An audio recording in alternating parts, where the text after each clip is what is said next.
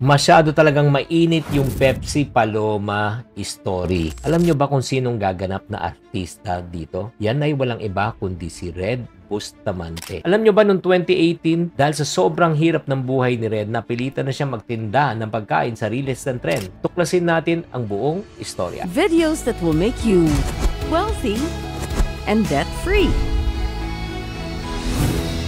Hi there, this is Chinky Tan, your pambansang wealth coach. Ito lang, disclaimer lang, wala tayong pag-uusapan tungkol po sa pelikula ng life story po ni Pepsi Paloma. Ang pag-uusapan po natin, interesting po, si Red Bustamante, isang batang actress na nakilala po dati sa husay sa pag-aartista noong year 2000. Pinanganak siya noong August 26 ng 2005, so right now, 2025, na 20 years old na po siya. Ang kanyang ama ay isang simpleng mekaniko, ang ina naman ay may bahay at nagkaroon nga siya ng actually malubhang karamdaman nung bata siya pero nalagpasan yan. Nung 5 years old po siya, lumabas na po siya sa teleseryeng Endless Love noong 2010 at may mga pelikula siyang nakasama katulad ni Meme Vice, The Amazing Private Benjamin. Naalala niyo pa ba yung pelikulang Maria Leonora Teresa? At noong 2016 kasama siya sa Seclusion, yung horror film, at nakilala siya talagang hustong-hustong bonggang-bongga sa Flor de Lis.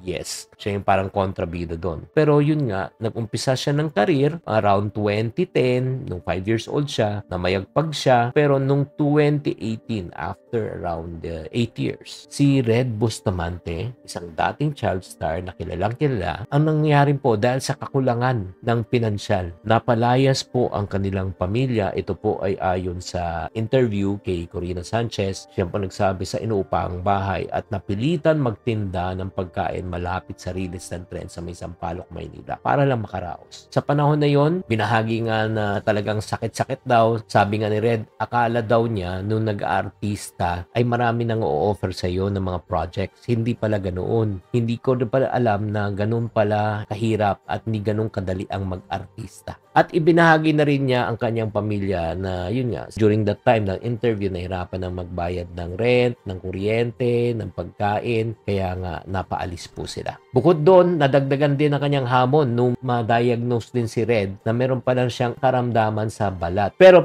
dahil sa exposure niya kay Rated K, kay Corina Sanchez, siya ay nabigyan ng atensyon at nabigyan ng pagkakataon muli na walang iba kundi ang ating action king right now na si Coco Martin. At inalok po siya sa teleserye ng FPJ, Ang Probinsyano, na nagbigay ng daan upang makabalik na naman po siya sa pag-aarte para makatulong ng pinansyal sa kanilang pamilya. Grabe. Alam mo, nakaka-relate talaga ako sa storya ni Red. Ako rin po ay dating nag-artista from 1987 to 1994. Kahit ayaw nyo maniwala, wala akong magagawa. So, during the time, pag may project talaga maganda ang kita. Pero this is what I realize right now. That income is what we call as active income. The moment you stop working, you stop earning. The moment wala ng call slip, wala ng pay slip, wala ng income. That's number one. Number two, working for that industry is one of the most challenging, at the same time, mabilis makalimot. Katulad ni Red, sobra siyang sikat nung bata siya. Wala, nung lumaki na siya, nakalimutan na siya. So, kailangan natin maintindihan, nung 2005 siya nagsimula, siguro hanggang 2010, 15, kumikita pa siya. Pero ito yung tanong, saan napunta ang kinita niya? Kaya nga guys, ito lang po ito po ay isang babala. Kahit gaano kalaki ang kita mo, kung hindi ka marunong humawak, magplano at maghanda, nako, mauubos ang iyong pinagkakitaan. At the end of the day, it's not how much money you make, but it's how much money you keep. It's how much money you grow. Do you agree? Type agree naman sa comment section kung nag-agree kayo. Kaya kung gusto natin kapulutan to ng aral, again, pinag-uusapan natin to para hindi hiyain. Sana makarecover fully si Red sa kanyang karamdaman at sa kanyang career. So, pag ikaw ay kumikita na ng bonggang-bonggang ngayon, save before you spend. Marami pong nabubuhay sa paycheck to paycheck mentality dahil inuuna na yung gastos bago talaga mag-ipon. Inuuna na yung luho ang ending luluha. Kaya nga challenge ko, kahit na magtabi lang kayo ng 5%, 10%, kung anong kaya nyo, mag-save muna kayo. Number 2, lesson na kailangan po natin kapulutan, diversify your income. Huwag lang tayo aasa sa isang source of income. Katulad ni Red, career, showbiz lang ang pinakakabuhayan. Dapat, subukan na rin po natin na magnegosyo, mag-invest. Siguro sa property, di ba? Para madagdagan ang ating kita. Kasi Kasi ang kagandahan yan, kung nagbago ka ang invest ka sa isang business or sa isang property, kahit wala ka ng career, tapos na yung career mo, may papasok kang pera. Does it make sense? Number 3, importante, pag may pera, may ipon tayo aside from emergency fund, investment fund. Grow your money. Hindi sapat lang mag-ipon. Maghanap tayo ng paraan kung paano palaguin. Mag-invest nga sa property para paupahan in the near future. And then, kailangan paghandaan natin ang ating kinabukasan. Save for your emergency fund. Oo.